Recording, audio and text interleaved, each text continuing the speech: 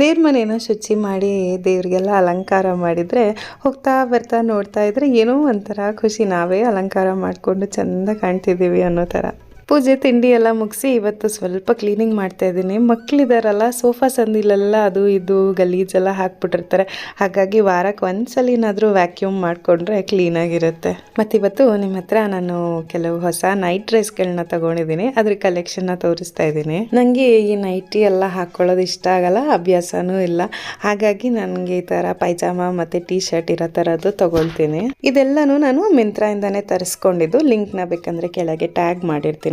ತುಂಬಾ ಸಾಫ್ಟ್ ಆಗಿದೆ, ತುಂಬ ಕಂಫರ್ಟಬಲ್ ಆಗಿದೆ.